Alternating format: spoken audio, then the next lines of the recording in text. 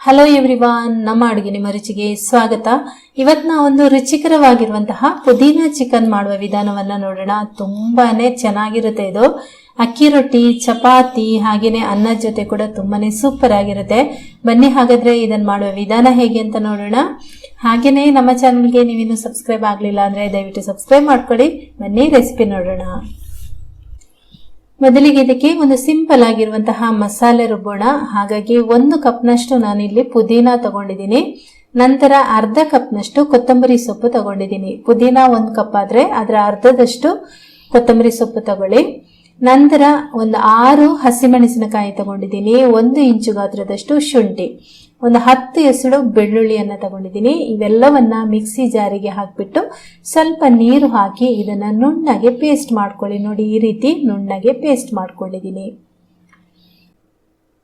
ಇದರಲ್ಲಿ ಒಂದು ಅರ್ಧ ಕೆಜಿಯಷ್ಟು ಚಿಕನ್ ಇದೆ. ಇದನ್ನು ಸುಮಾರು ಒಂದು 5-6 ಸರ್ತಿ ಚೆನ್ನಾಗಿ ತೊಳೆದು ಇಟ್ಟಿದ್ದೀನಿ.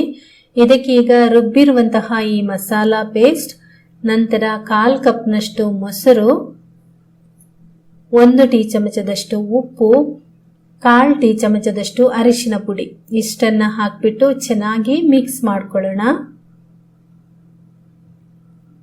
ಚೆನ್ನಾಗಿ ಮಿಕ್ಸ್ ಮಾಡಿ ಇದನ್ನ ಸುಮಾರು ಅರ್ಧ ಗಂಟೆ ಅಥವಾ 1 ಗಂಟೆ ಮ್ಯಾರಿನೇಟ್ ಮಾಡಬೇಕು. ಮುಚ್ಚಳ ಮುಚ್ಚಿ ಹಾಗೇನೆ ಇಡಿ. ಮಸಾಲೆ, ಉಪ್ಪು, ಮೊಸರು ಎಲ್ಲ ಹಾಕಿ ಮ್ಯಾರಿನೇಟ್ ಮಾಡಿದಾಗ ಈ ಮಸಾಲೆ ಉಪ್ಪು ಎಲ್ಲ ಚೆನ್ನಾಗಿ ಚಿಕನ್ ಹೀರ್ಕೊಳ್ಳುತ್ತೆ. ಫಸ್ಟೇ ಇದು ತುಂಬಾ ಸಾಫ್ಟ್ ಆಗಿ ಕೂಡ ಇರುತ್ತೆ. ಬೆಂದ ಮೇಲೆ ಕೂಡ ಚಿಕನ್ ಪೀಸ್ ತುಂಬಾ ಗಟ್ಟಿ ರಬ್ಬರ್ ತರ ಆ ರೀತಿ ಆಗೋದಿಲ್ಲ, ತುಂಬಾನೇ ಸಾಫ್ಟ್ ಆಗಿ ಇರುತ್ತೆ. ಇವಾಗ ಇದನ್ನ ಮುಚ್ಚಳ ಮುಚ್ಚಿ ಸುಮಾರು ಅರ್ಧ ಅಥವಾ 1 ಗಂಟೆ ಇಡಬೇಕು. ಈಗ ಒಂದು ಪಾತ್ರೆಯಲ್ಲಿ 2 ಟೇಬಲ್ ಚಮಚದಷ್ಟು ಎಣ್ಣೆ ಹಾಕ್ತಾ ಇದ್ದೀನಿ. ನಾನಿಲ್ಲಿ ಮಣ್ಣಿನ ಪಾತ್ರೆ ಉಪಯೋಗಿಸ್ತಾ ಇದ್ದೀನಿ, ನೀವು ಬೇರೆ ಪಾತ್ರೆಯಲ್ಲಿ ಕೂಡ ಮಾಡ್ಕೋಬಹುದು. 1 ಚಕ್ಕೆ, 4 ಲವಂಗ, ಆಮೇಲೆ 1 ಏಲಕ್ಕಿ ಹಾಕ್ತಾ ಇದ್ದೀನಿ. ಬೇರೆ ಗರಂ ಮಸಾಲ ಬೇಕು ಅಂದ್ರೆ ನೀವು ಹಾಕೋಬಹುದು. ನಂತರ ಅರ್ಧ ಟೀ ಚಮಚದಷ್ಟು ಜೀರಿಗೆ, 2 ಈರುಳ್ಳಿಯನ್ನ ಸಣ್ಣಗೆ ಹೆಚ್ಚಿ ಹಾಕ್ತಾ ಇದ್ದೀನಿ. ಈಗ ಈರುಳ್ಳಿ ಕೆಂಪಗಾಗೋ ತನಕ ಫ್ರೈ ಮಾಡ್ಕೋಬೇಕು. ನೋಡಿ, ಈರುಳ್ಳಿ ಈ ರೀತಿ ಚೆನ್ನಾಗಿ ಕಲರ್ ಬಂದಿದೆ, ಇಷ್ಟಾದ್ರೆ ಸಾಕು. ಈಗ ಇದಕ್ಕೆ ನಾವು ಚಿಕನ್ ಮಸಾಲೆ ಎಲ್ಲ ಮಿಕ್ಸ್ ಮಾಡಿ ಇಟ್ಟಿದೀವಲ್ವಾ, ಇದನ್ನ ಹಾಕೋಬೇಕು.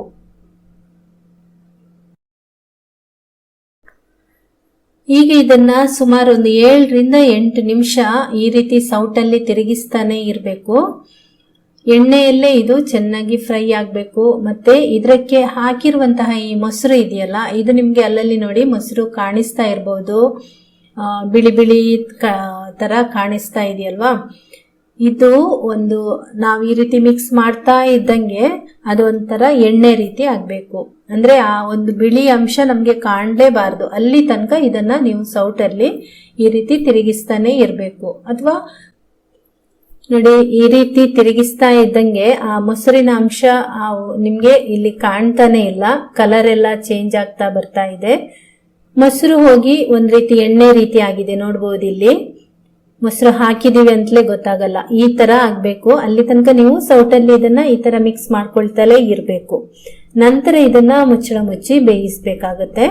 ಇವಾಗ ನೋಡಿ, ಈ ತರ ಆಗಿದೆಯಲ್ಲ. ಈಗ ಚೆನ್ನಾಗಿ ಇದನ್ನ ಮಿಕ್ಸ್ ಮಾಡ್ಬಿಟ್ಟು ನೀರು ಬೇಕಾದ್ರೆ ನೀರು ಹಾಕೊಳ್ಳಿ. ನೀರಿನಂಶ ಸ್ವಲ್ಪನೂ ಇಲ್ಲ ಅಂದಿದ್ರೆ ಒಂಚೂರು ನೀರು ಹಾಕೊಳ್ಳಿ. ಇಲ್ಲ ಅಂದ್ರೆ ಒಂದು 10 ನಿಮಿಷ ಮುಚ್ಚಳ ಮುಚ್ಚಿಟ್ಟು ಹಾಗೇನೆ ಎಣ್ಣೆಯಲ್ಲೇ ಇದನ್ನ ಬೇಯಿಸ್ಕೊಳ್ಳಿ. ನಿಧಾನ ಉರಿಯಲ್ಲಿಟ್ಟು ಬೇಯಿಸ್ಕೋಬೇಕು. ನಾನೀಗ ಇದನ್ನ 10 ನಿಮಿಷ ಹಾಗೇನೆ ಮುಚ್ಚಳ ಮುಚ್ಚಿ ಇಟ್ಟಿದ್ದೀನಿ, ಬೇಯಿಸ್ತಾ ಇದ್ದೀನಿ. 10 ನಿಮಿಷ ಆದ್ಮೇಲೆ ತೋರಿಸ್ತೀನಿ ನಿಮ್ಗೆ. 10 ನಿಮಿಷ ಆದ್ಮೇಲೆ ನೋಡಿ, ಚೆನ್ನಾಗಿ ಚಿಕನ್ ಬೆಂದಿದೆ. ಇನ್ನೊಂದು 5 ನಿಮಿಷ ಇಟ್ರೆ ಇನ್ನು ಕೂಡ ಚೆನ್ನಾಗಿ ಬೇಯುತ್ತೆ. ಈಗ ಇದಕ್ಕೆ ಬೇರೆ ಮಸಾಲೆಗಳನ್ನು ಸೇರಿಸ್ಕೊಳ್ಳೋಣ. ಹಾಗೇನೆ ಒಂಚೂರು ನೀರು ಕೂಡ ಸೇರಿಸ್ಕೊಳ್ಳೋಣ.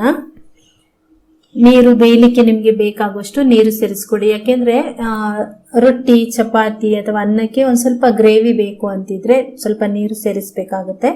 ಇಲ್ದಿದ್ರೆ ನಿಮ್ಗೆ ಡ್ರೈ ಚಿಕನ್ ಬೇಕು ಅಂತ ಇದ್ರೆ ನೀರು ಸೇರಿಸದೆ ಹಾಗೇನೆ ಬೇಯಿಸ್ಕೊಳ್ಬಹುದು. ಇನ್ನು ಒಂದು 5 ನಿಮಿಷ ಇಟ್ಟು ಈಗ ಮುಚ್ಚಳ ತೆಗೆದು ಕೊನೆಗೆ ಇದಕ್ಕೆ 1 ಟೀ ಚಮಚದಷ್ಟು ನಾನಿಲ್ಲಿ ಗರಂ ಮಸಾಲ ಹಾಕ್ತಾ ಇದ್ದೀನಿ.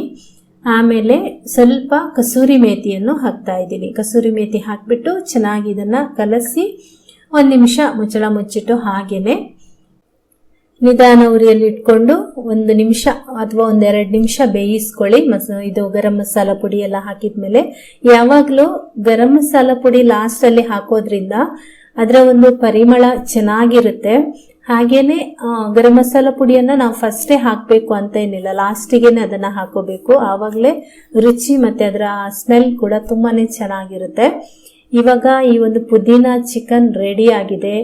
ಇದನ್ನ ನೀವು ಅಕ್ಕಿ ರೊಟ್ಟಿ, ಚಪಾತಿ, ಅನ್ನ ಮತ್ತೆ ರಾಗಿ ಮುದ್ದೆ ಜೊತೆ ಕೂಡ ಒಂಚೂರು ಗ್ರೇವಿ ಜಾಸ್ತಿ ಮಾಡ್ಕೊಂಡ್ರೆ ರಾಗಿ ಮುದ್ದೆ ಜೊತೆ ಕೂಡ ತುಂಬಾನೇ ಚೆನ್ನಾಗಿರುತ್ತೆ. ಖಂಡಿತ ನೀವು ಮನೆಯಲ್ಲಿ ಟ್ರೈ ಮಾಡಿ. ಓಕೆ ಫ್ರೆಂಡ್ಸ್, ಈ ಒಂದು ರೆಸಿಪಿ ನಿಮಗೆ ಇಷ್ಟ ಆಗಿದ್ರೆ ಒಂದು ಲೈಕ್ ಮಾಡಿ, ಶೇರ್ ಮಾಡಿ, ಕಮೆಂಟ್ ಮಾಡಿ. ಹಾಗೆಯೇ ನಮ್ಮ ಚಾನಲ್ಗೆ ನೀವಿನ್ನೂ ಸಬ್ಸ್ಕ್ರೈಬ್ ಆಗಲಿಲ್ಲ ಅಂದರೆ ದಯವಿಟ್ಟು ಸಬ್ಸ್ಕ್ರೈಬ್ ಮಾಡ್ಕೊಳ್ಳಿ. Thank you.